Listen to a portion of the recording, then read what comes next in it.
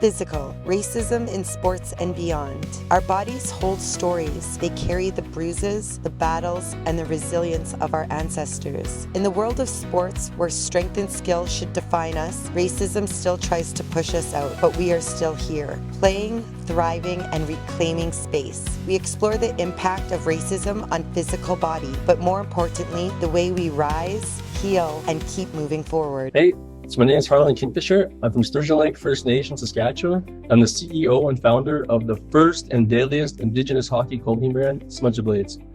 Smudge Blades started in 2021, and when COVID hit, and I was busy, everything was getting shut down. So I thought a good time to start my clothing brand would be when hockey was, everything was canceled. Everything was canceled. Everyone was looking for something to do. I see on the post on Facebook and all the social media that everybody was missing powwows, everybody was missing Indigenous hockey tournaments.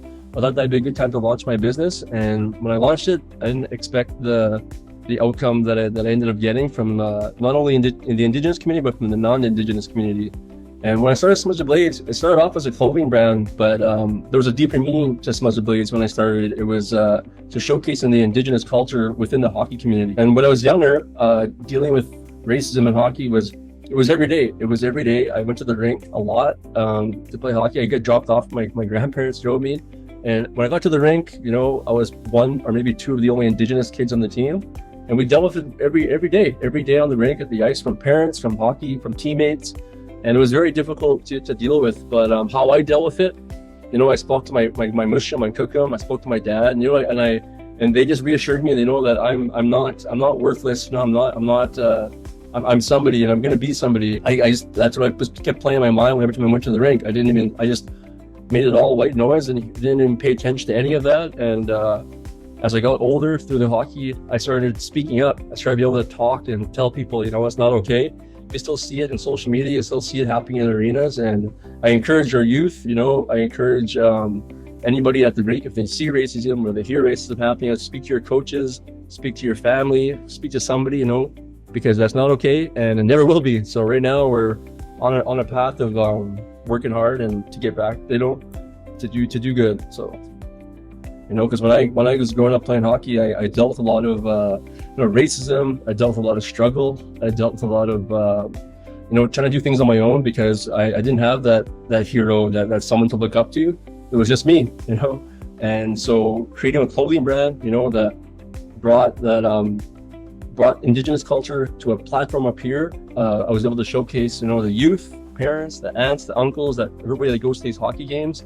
So the reason why I started Smudge Blades as well is not only to showcase Indigenous culture, but to show the youth that, there's other opportunities and bigger opportunities out there for you, not just in the hockey community, but also whatever you want to do, whatever you want to try, succeed. I was never a business. I never knew how to run a business, start a business. But when I did that, the Indigenous business community is so welcoming, and they're amazing, and people want to support Indigenous. So when I started the clothing brand and I seen people supporting, I had to give back. I was making a lot of money, and so I had to try to give back. I wanted to give back right away. So what I did was I created a scholarship program for Indigenous youth that are playing collegiate hockey. I'd also give back to Indigenous youth that are wanting to play hockey, paying for registration fees, hockey equipment. And when I started doing that, I didn't realize by doing that and posting on social media that the outcome, it would just come full circle. People would want to support me even more. And it was amazing to see, because some of the youth now that I helped 4 years ago, when I started are playing in the WHL, some of them are going to university hockey. And I feel like, being part of that initial, me getting back period is just going to carry on for future generations, because they're going to do the same thing. And I think that's amazing right now. Lifting voices, building trust. Together we rise, our hearts complete. So hear the drum, feel the beat. The circle turns, the healing grows. Through us all, the spirit flows. They try to break us, try to bend. Took our voices to the wind, but the spirit's got us still. Through the mountains, through the hills, we rise up singing strong and free. Creating hope, society walks with me.